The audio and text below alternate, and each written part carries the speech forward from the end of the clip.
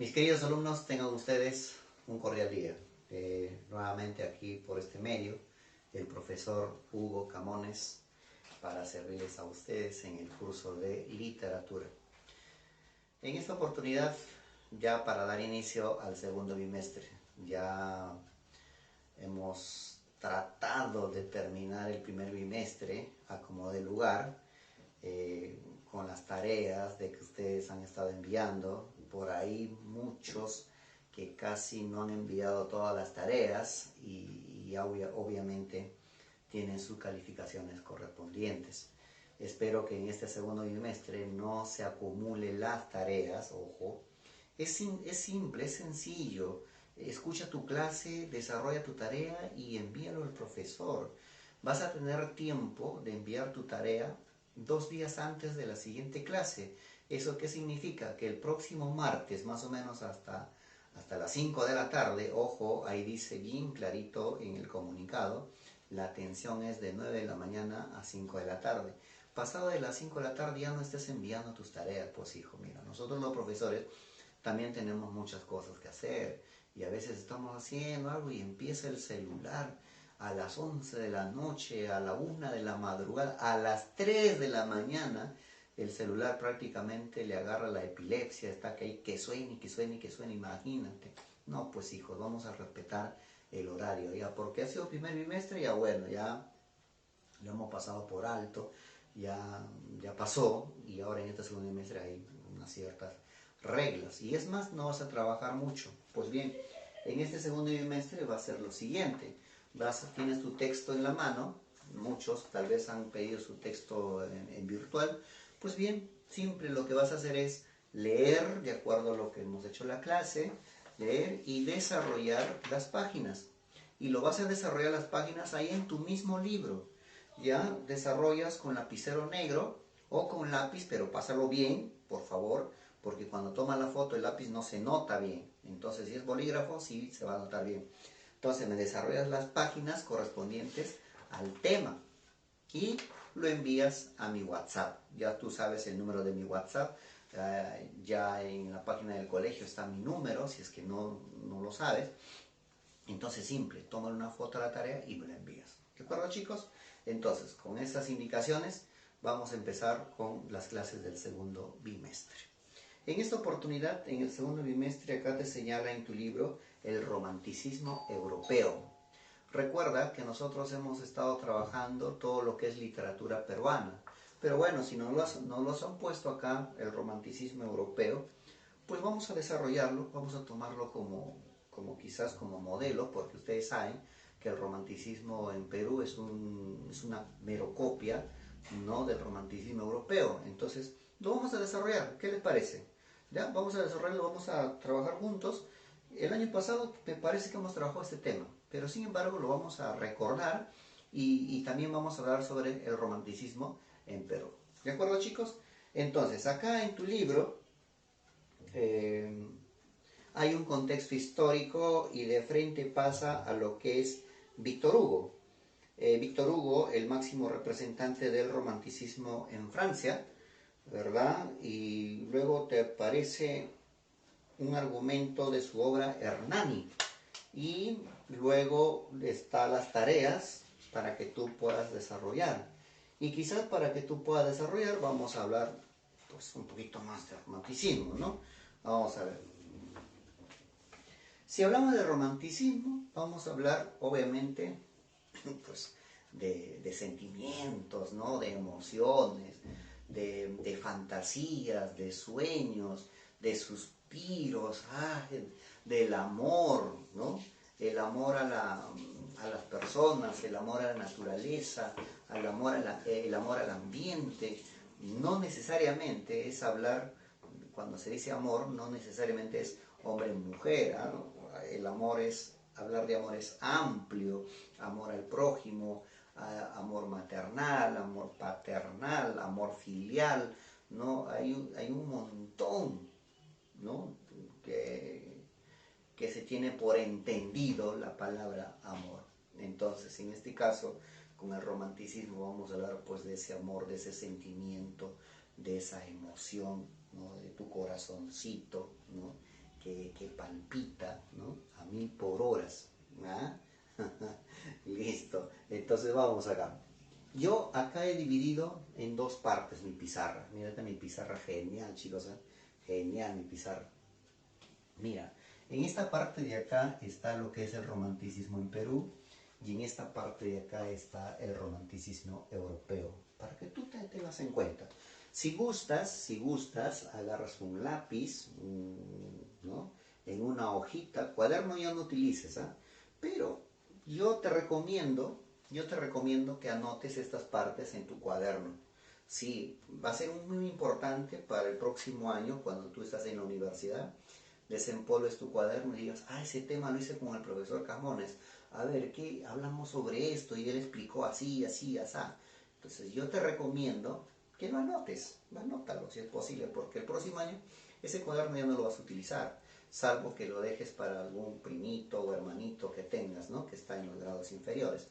Pero en sí, tú ya no lo vas a utilizar el cuaderno. Por eso yo te propongo que lo anotes para que tengas como un archivo, ¿ya? Para que así lo tengas ahí como un anotadito, ¿no? Del tema de literatura. Pues bien, vamos a agarrar un punterito y vamos por acá. Dice, el romanticismo.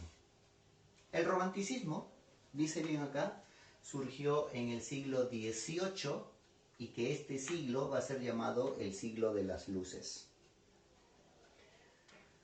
Dice por acá, surgió en Alemania e Inglaterra. Ya está, vamos a ver. Dice, el romanticismo surge en contra de la razón, en contra del neoclasicismo. Neoclasicismo, un movimiento desarrollado en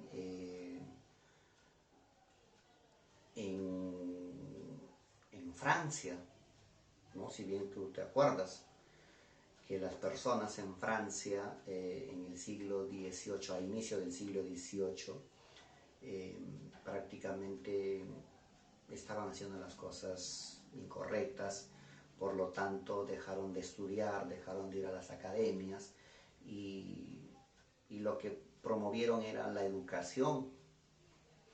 Pero había un detalle, que acá empezó a exagerarse demasiado la educación. Ya la gente se dedicaba más al estudio, a la razón, a la razón, a la razón. Y ya estaban dejando de lado lo que es los sentimientos, las emociones que también cuentan en un ser humano. Por ende, un grupo de personas trataron de tener esa libertad. Dice que los franceses empezaron a dominar a Europa, que los franceses tenían la razón. Incluso Francia conquistó a España con Napoleón Bonaparte y obviamente los españoles tenían que pues hacer como los franceses, ¿no? Así como nosotros en un tiempo estuvimos conquistados por los españoles y nosotros pues teníamos que acatar y hacer todo lo que ellos nos indicaban en eso entonces. Ahora somos libres, somos independientes. Entonces, los países europeos lo que buscaban era su libertad, porque imagínate, pues, ¿no? Que un país esté conquistando, esté dominando todo, no era dable. Entonces es por ello que los alemanes fueron los primeros en rebelarse. Una de las características fundamentales del romanticismo va a ser la rebeldía.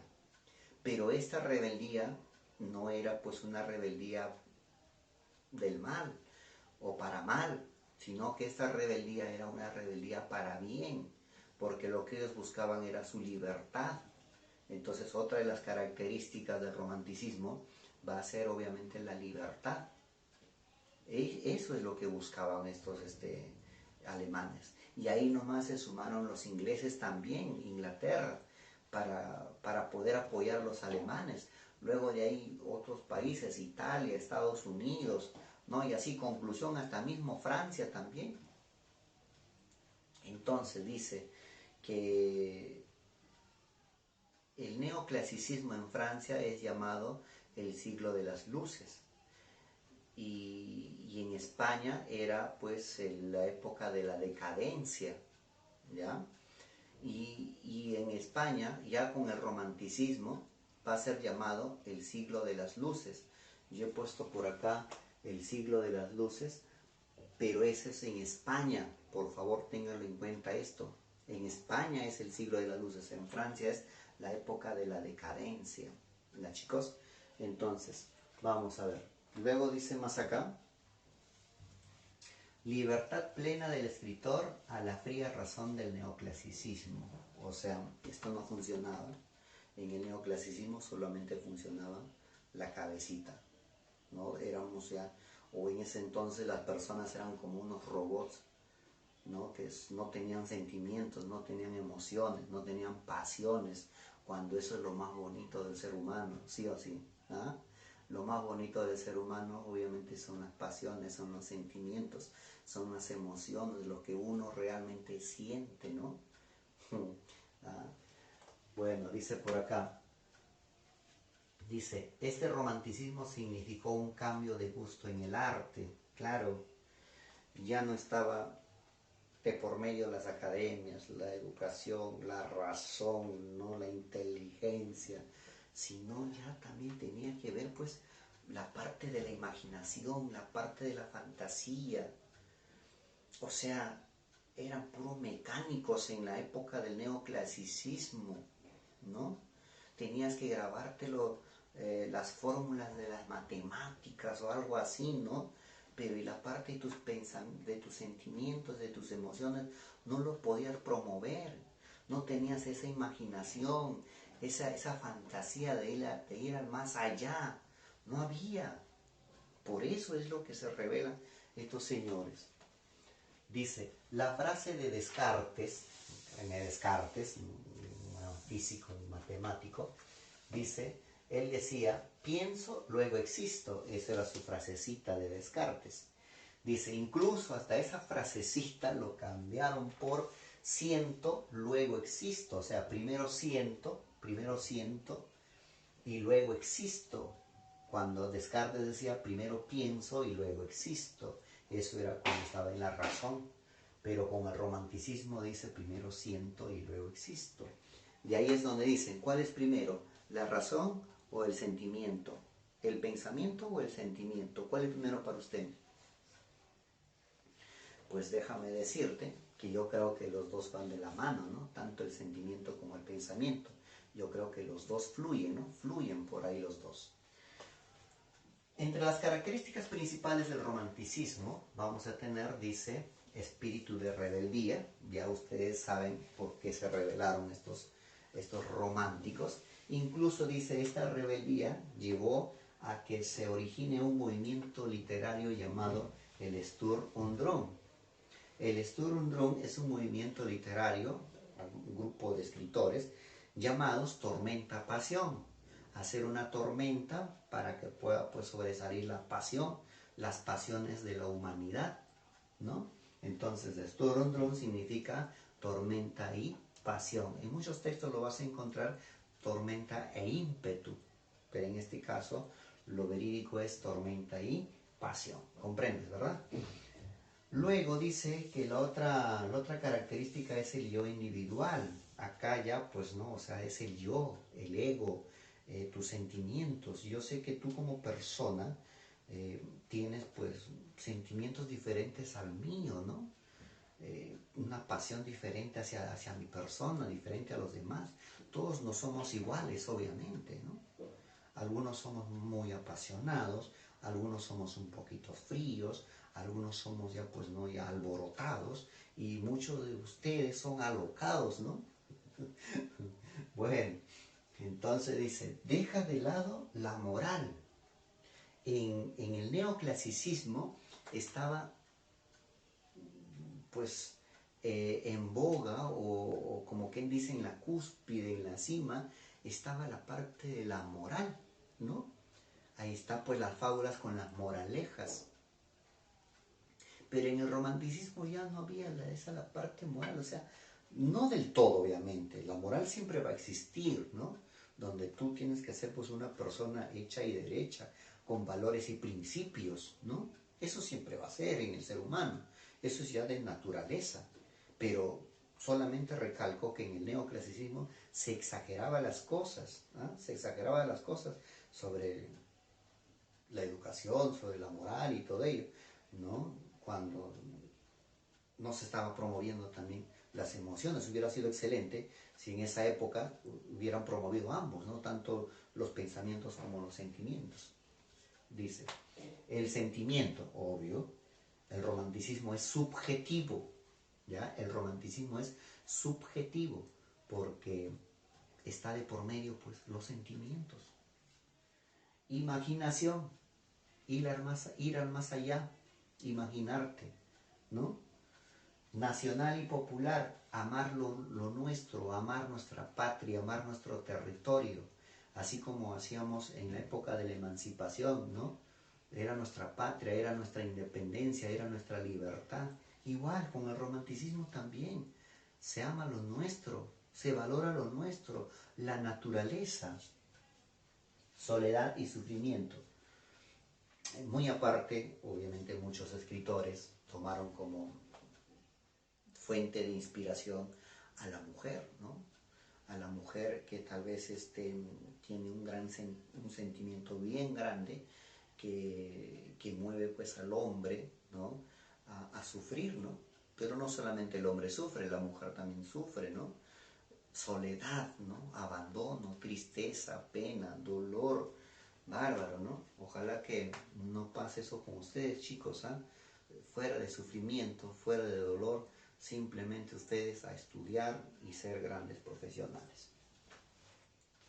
Entre los máximos representantes del romanticismo europeo, vamos a tener al máximo representante que escribió su obra Werther, a Johann Goethe, ¿no?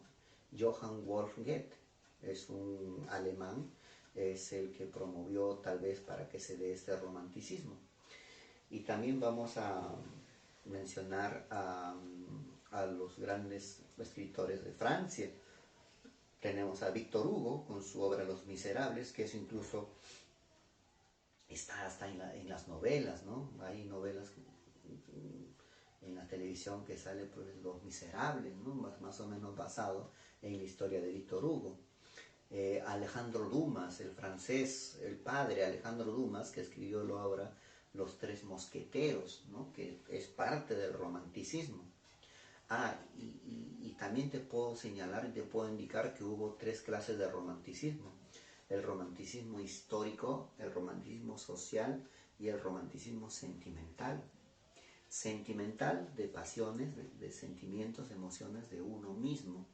El histórico, obviamente, lo que sucede en nuestra sociedad, como ahorita no vemos esto, tú ves en la televisión, en las noticias, esto de la enfermedad, del COVID-19, que muchas familias no tienen nada que comer en los lugares más alejados, ¿no? Su casita de esterita, pobre, da pena, ¿cierto? Te causa una pena y dices, Dios mío, míralo, cómo están viviendo, te causa un sentimiento, ¿verdad? Ya, ese es un romanticismo social, los problemas que aquejan nuestra sociedad y a nosotros nos causa esa impotencia tal vez de no poder hacer nada contra ello. Ese es el romanticismo social. Y el romanticismo histórico ya tiene que ver con la historia, ¿no? Mira, por ejemplo, esto de acá que está sucediendo, de aquí a 5 años, esto va a ser es para la historia, esto es la historia del siglo XXI. Entonces de aquí cuando pasen, por ejemplo, 10 años o 5 años nada más, en los libros, en las clases de historia o en las clases de cívica, se va a hablar sobre este tema, ¿no? Y cuando se va a hablar sobre este tema, va a despertar va a abrir esa herida que tal vez se está cerrando, se va a abrir esa herida y vamos a retroceder a recordar lo que pasó. Ya, eso es un romanticismo histórico, porque te va a crear un sentimiento al recordarte lo que pasó y lo que quizás nosotros no podíamos hacer nada contra esto. Simplemente nos toca rezar, orar, pedir a Dios. Es el único que podemos hacer. Entonces, cuando recordamos esto de la historia, va a ser un romanticismo histórico. Entonces, sabes, 3 clases de romanticismo: sentimental, social, histórico. El histórico, cuando es de la historia, ¿no? Cuando se abren las heridas, se abren los sentimientos, ¿no? Llegan las pasiones, ¿no? Hasta el punto tal vez de llorar, ¿no? De sufrir. Sentimientos, romanticismo social, los problemas que aquejan en la sociedad, que también te causa dolor, te causa pena, o te puede causar alegría, ¿no? Alegría, por ejemplo, yo, ¿no? O nosotros los profesores, nos vamos a alegrar cuando tú de aquí a 3 años o a 5 años, perdón, cuando tú el próximo año o el siguiente año hayas ingresado en la universidad. Para nosotros va a ser una alegría, nos va a causar un sentimiento de tal vez de decir, ah, caramba, a ese muchacho yo le enseñé, a esa alumna yo le enseñé. Por ejemplo, yo tengo un montón de alumnos que han ingresado en la universidad, tanto aquí en el Blas como en otros colegios que he enseñado.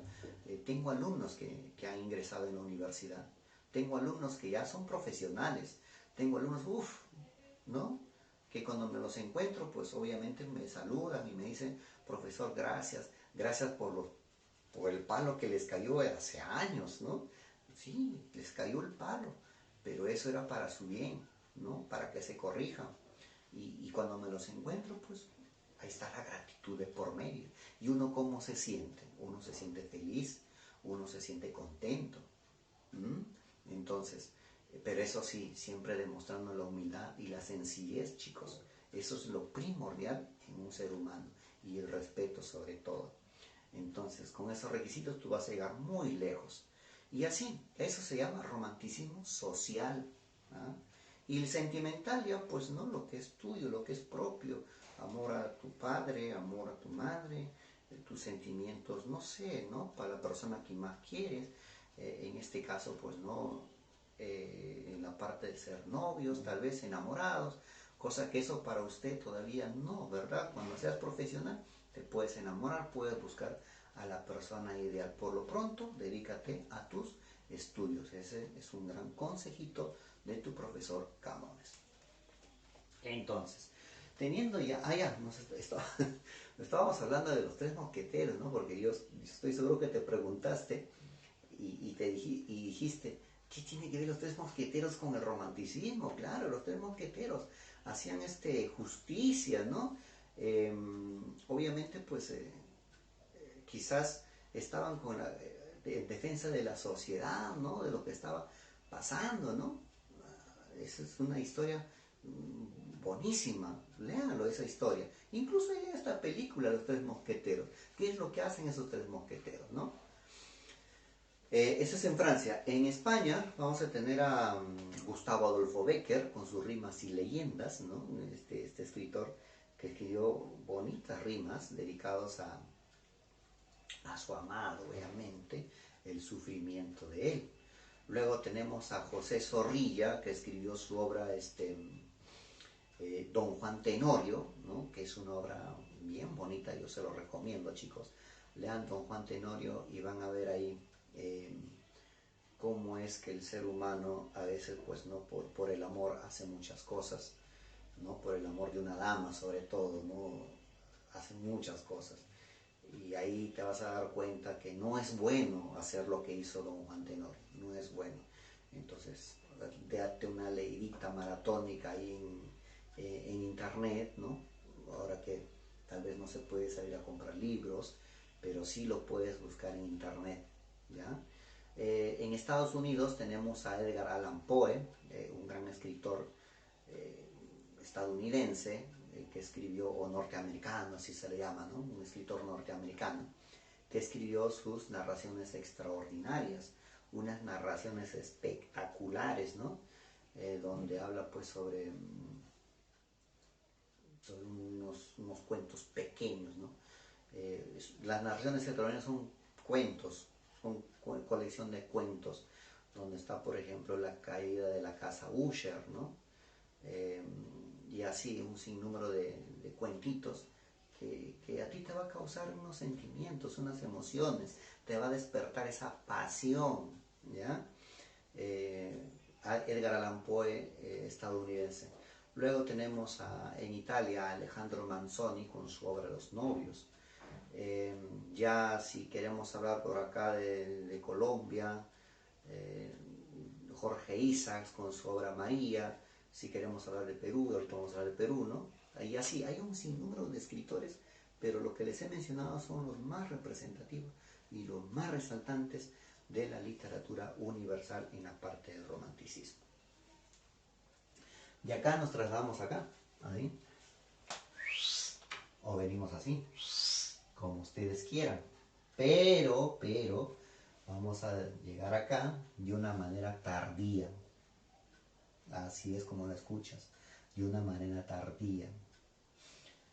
Cuando ya este romanticismo haya terminado y haya sucumbido en Europa, recién llegó a nuestro país este romanticismo, con 20 a 25 años de retraso, escúchelo bien, con 20 a 25 años de retraso. Y es más, ni siquiera llegó al Perú directamente, llegó a Argentina, ¿ah? con Esteban Echevarría. Luego de Argentina se fue a Colombia. De Colombia pasó, creo que si no me equivoco, pasó a Bolivia y de Bolivia recién llegó acá a nuestro país. Mira, de una manera tardía. Dice acá, el romanticismo en Perú comienza en 1850 aproximadamente. Y es un aproximado, ¿no? Dice por acá, es un segundo movimiento literario de la época republicana. Ya el bimestre anterior nos hemos quedado en la época republicana, el costumbrismo, ¿verdad? El costumbrismo es el primer movimiento literario acá en Perú, netamente acá en Perú, el primer movimiento literario, pero el costumbrismo viene de España, ojo.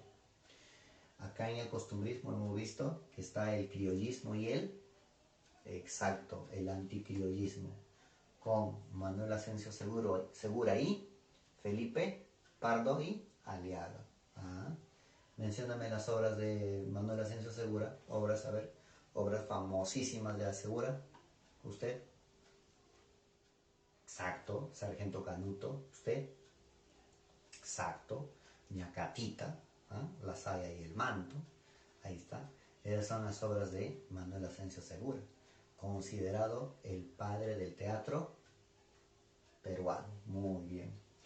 Entonces dice que acá en el Perú, en el romanticismo, dice, había una estabilidad económica porque estaba de por medio, dice, Ramón Castilla como presidente.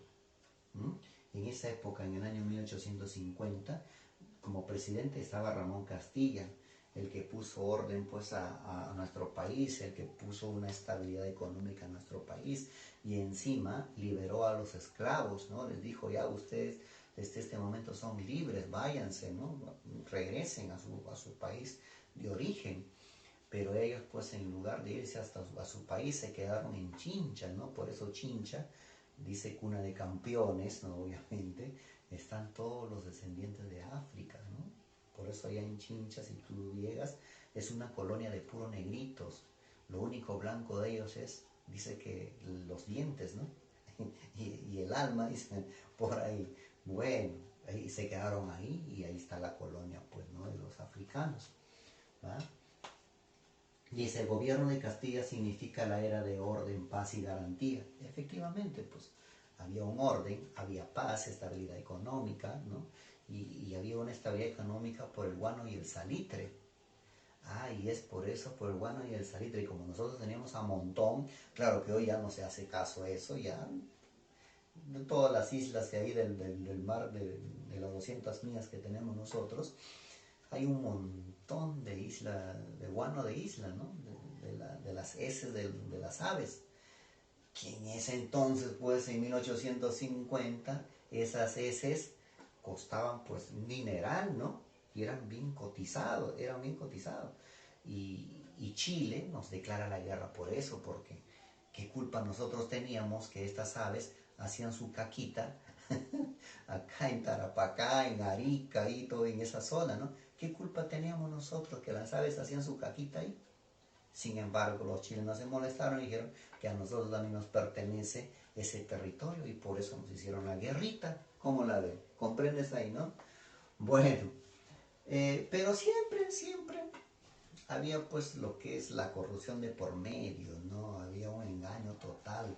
Dicen por ahí de que Perú estaba bien en ese entonces, pero en ese entonces Perú era Lima y Lima era Perú. ¿Comprendes eso, no? En ese entonces Lima era Perú, Perú era Lima. O sea, Lima era el centro, claro. En Lima había pues ferrocarriles, habían barcos, habían fábricas, habían de todo, acá en Lima. Pero Lima pues no solamente Lima es el Perú, Lima es costa, no, perdón, sierra y selva, no, recónditos, donde ahí obviamente pues el hambre estaba de por medio, hasta la actualidad. La actualidad decimos, no, estamos bien. El presidente dice, estamos bien, estamos mejorando, pero solamente acá en Lima. Y ni siquiera Lima a sus alrededores, ¿no? Aquí en Oquendo, por ejemplo, hay mucha pobreza, o hay edificios, o hay rascacielos. No hay, ¿verdad? Áreas verdes, hay en Oquendo áreas verdes, ni pista tenemos. ¿Te das cuenta? Entonces todo es una pantalla, todo es, está la corrupción de por medio, donde supuestamente sale un dinero para poder arreglar las cosas, pero sin embargo no hay, no llega. Entonces todo es aparentar, aparentar y aparentar, aparentar. Supuestamente dice en esa época con Ramón Castilla estábamos bien, Lima estaba bien, pero a sus contornos no, sí, siempre ha sido así y siempre vamos a ser así. Y es más, siempre vamos a ser los últimos. Mira, ¿qué pasó acá? De acá a acá llegó con retraso. Ah, pero las cosas buenas llegan con retraso, pero las cosas malas, ahí sí, rapidito, ¿no? Rapidito llegan las cosas malas. Por ejemplo, ¿no? Y la moda. Tú ves a un jugador europeo que se corta, que se hace un cortecito en la cabeza, lo ves por la televisión y al día siguiente tú ya estás haciéndote ese corte, ¿no? Mira, qué rápido, mira así, rapidísimo, bárbaro. Pero las cosas buenas, no, las cosas buenas llegan de una manera tarde, ¿no? O tardía, como quien dice. Entonces, así pasó con el romanticismo. Luego dice por acá, entre las características principales, ya acá en nuestro Perú, está pues el sentimentalismo, obvio, pues, ¿no? Si es romanticismo, tu corazón, sentimiento, ¿comprendes? Luego está, dice, la fantasía e imaginación, no está de por medio la fantasía, la imaginación, al igual que allá, ¿no? El individualismo, el tema, cada tema es la mujer amada, mira, ¿no? El tema principal. Precursor del romanticismo, Mariano Melgar, ¿no? En el bimestre anterior hemos hablado en la época de la emancipación, hemos hablado de Mariano Melgar, ¿no?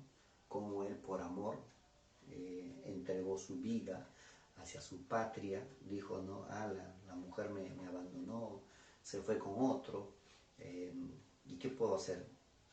Voy a morirme, pero voy a morir en honor a mi patria. Y murió fusilado, ¿se acuerdan? Listo. Bueno, acá también va a promoverse el romanticismo histórico, social y sentimental.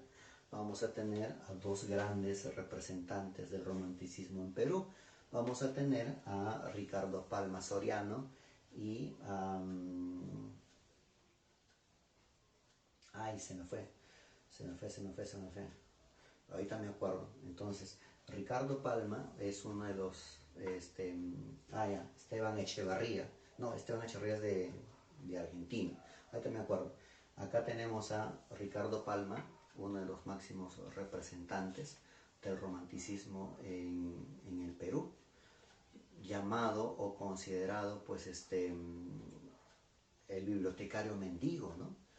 Este bibliotecario mendigo que pues se fue, dice, de país en país a recolectar los libros, ¿no? Cuando la Biblioteca Nacional fue saqueado y quemado por los chilenos, ¿no? Ya ahí ya estábamos en guerra con Chile, ya mira, ya justo ahí Chile nos declara la guerra cuando esto ya estaba terminando. Entonces, acá el máximo representante del romanticismo histórico va a ser Ricardo Palma. Y al otro extremo vamos a tener a Carlos Augusto Salaverry, perteneciente al romanticismo sentimental, con su obra Cartas, ¿no?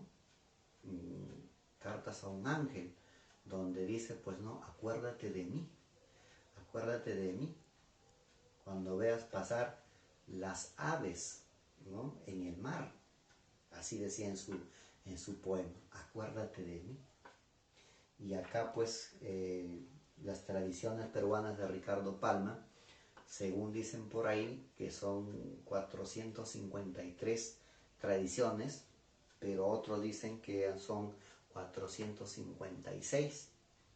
Y yo creo que nos vamos a ir por los 456, ¿no? Y estoy seguro que hubo más, son los únicos que se han encontrado y recopilado de Ricardo Palma. Y Ricardo Palma, en sus tradiciones peruanas, hace unas historias híbridas. ¿A qué se refiere con híbridas, chicos? Claro, ¿no? Híbrido es una combinación, ¿no?, de todo, ya algo así como que deformado, ¿no? Ya ese es un híbrido. Entonces dice que en sus tradiciones peruanas va a haber de todo, ¿no? Una mezcla de todo, anécdotas, historias, la parte de sentimiento, ¿no? Y por eso pues pertenece al romanticismo histórico. Y sus tradiciones pues son divertidas, amenas, son satíricas, burlescas, donde pues él se burla o escribe pues refiriéndose a lo que pasó en la época incaica, en la época de la conquista, en la época de la colonia, en la época de la emancipación y en la época de la república. Y la mayor parte de sus tradiciones están en la época de la colonia, chicos. Y si tú lees sus tradiciones, pues te vas a divertir, ¿no? Como el Curapata, como el Rincón Quitacalzón, como Don Dimas de las Tijeretas, como la historia de un cañoncito, las lloronas de Viernes Santo, la chirana del Inca, el Inca ajedrecista, un sinnúmero de tradiciones, los mosquitos de Santa Rosa de Lima, con ollas, con días y ollas venceremos, hay un montón de tradiciones, 456 con exactitud de las tradiciones de Ricardo Palma. Y yo te voy a contar uno, ¿no? Más o menos para que tú tal vez te intereses por leer estas tradiciones de cómo son divertidas. Bueno, dice, este era un hombre ya más o menos de 70 años, ¿no? 70, 60, 70 años ya más o menos, ¿no? Este hombre pues llevaba por nombre Dimas y todos le decían Don Dimas. Este hombre pues era un hombre amargado, era un hombre pues no, aparte de ser amargado, no le gustaba compartir, era avariento, pero sí era un tinterío de por medio, porque este era pues un abogado, ¿no? Y como abogado pues él hacía pues cosas como al momento de redactar los documentos era un vivaracho. Y dice pues por ahí que un día él estaba caminando por el centro de Lima, por Amancaes, no sé si usted ha escuchado el paseo de Amancaes, ¿no? Por ahí dice estaba paseando y de pronto ve a una hermosa mujer, una hermosa jovencita, más o menos de 20 años a 25 años. Y obviamente él tenía pues 70 años, ¿no? Y él al mirar a la mujer como que le despertó esa pasión, ¿no? Esa pasión que ya estaba ya muerta, ¿no? Nada que ver. Y al ver a la jovencita como que le despertó ese interés. Y dijo, wow, Madre Santa, qué hermosa mujer. ¿Ah? Dios mío, hasta por estar con ella, hasta vendería mi almilla. Y ustedes saben pues que del otro lado estaba el diablito escuchando. Oh, dijo, ¿qué? ¿Dijeron alma? ¿Dijeron almilla? ¿Dijeron alma? Y automáticamente pues Lucifer mandó a su mano derecha, que era Lilith. Dijo, Lilith, anda, ve a ver, por ahí alguien mencionó almilla. Y de pronto, oiga señor, ¿me mencionó, me llamó? ¿Cómo le dice, cómo yo lo voy a llamar a usted? ¿En qué momento? No, yo le escuché bien clarito, que vendería mi almilla al diablo, al mismo diablo. Y acá estoy, dime, a ver, ¿qué trato quieres hacer? Y automáticamente pues don Dimas se puso a la onda, como quien dice, y le dijo, pues no, ya, bueno, y encima ya vino con su contrato ya y todo, porque don Dimas había dicho, pues no, mi almilla, y vino con su contrato, y don Dimas dijo, no voy a firmar ningún contrato, que esto, que el otro, pero ya bueno, voy a firmar porque efectivamente he conocido a una hermosa mujer. Dice, yo soy el diablo, yo te puedo hacer realidad tus sueños, maravillas, pídeme lo que tú quieras y punto. Pero eso sí, firma este contrato. Y obviamente don Dimas agarró su pluma y puso su rúbrica. Y luego Lilith desapareció y creo que habían pactado para 3 años. Durante 3 años ya se tenía que pues vencer el contrato y dar lo que tenía que dar don Dimas. Y cuando don Dimas dice regresa a su casa, entra a su cuarto, ¿no? Y al abrir su cuarto, oh maravilla, encuentra, dice, una cama de 3 plazas. Bárbaro, ¿no? Un colchón espectacular, unas sábanas, no, unas sábanas blancas y encima con flores. Bárbaro, dijo don Dimas. Y ahí sobre la cama, adivinen qué. Ajá, estaba la hermosa dama, la hermosa mujer que él había conocido. ¡Wow! Dijo, ¿cómo? Esta hermosa dama aquí. Opa, dijo, ¿y yo? Ay, se me para el corazón, dijo, ¿no? Bárbaro. Y entonces, pues don Dimas automáticamente pues se puso en acción, ¿no? Con la chica. Y así disfrutó casi todos los días. Don Dimas estaba feliz. Ya a raíz de eso, don Dimas pues ya le gustaba compartir, ya era solidario, salía, daba propina a los chicos, ya era un ser que se transformó de noche a la mañana. Y es más, se convirtió más jovencito. Y así pasaron los años y pasaron los años, ¿no? Pasaron los años hasta que llegó el día pactado. Y sí, al toque, ¿no? El diablo le dijo, ya, don Dimas, tienes solamente 3 horas. Disfruta estas 3 horas que te quedan a lo máximo. Ya lo sé, dijo don Dimas, ya, correcto, ya lo sé. Pasó las 2 horas. Dice, don Dimas, te falta 1 hora, te falta 1 hora. Pasó la hora, casi la hora, y le dijo don Dimas, te recuerdo que falta 5 minutos, 5 minutos. Ya sé, déjame disfrutar los últimos minutos que me quedan. Estaba en su cuarto, pues, ¿no? Con la chica. Ya, don Dimas, para, ya, córtale. Y don Dimas, pues, tenía que parar, ¿no? Y la chica, pues, se tenía que salir. Y en eso don Dimas le dice, ya, mira lo que... No me has hecho disfrutar a lo máximo. Le dice, carambas, ¿cómo? Si has tenido 3 años, habrás tenido pues el tiempo necesario para que pueda disfrutar de la chica, ¿no? Y en eso pues dice, ya pásale, ya qué se va a hacer, ya contrato es contrato. Listo, ya yo también soy abogado y contrato es contrato. Y eso pues le dice, ¿no? Ya, a ver, espera un ratito. Y don Dimas empieza pues a sacarse el polo, ¿no? El que tenía puesto. Y el diablo le mira y dice, don Dimas le dice, ¿qué está haciendo? no es necesario que se quite la ropa.